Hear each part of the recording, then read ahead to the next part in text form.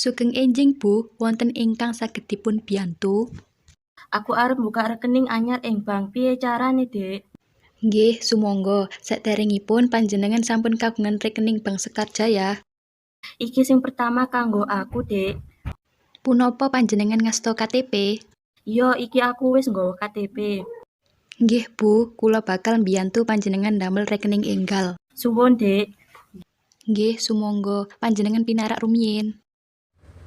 Sugeng rawuh Bu, wonten ingkang saged kula bantu? Aku pengen buka rekening anyar. Nggih, sumangga panjenengan serat formuliripun. Iya, apa nulisku kudu nggunakake huruf gedhe? Nggih Bu. Iki formulire wis tak isi kabeh. Nggih, Apa maneh sing dibutuhno?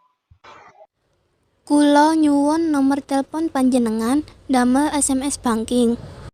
Iki nomor teleponku 08577999.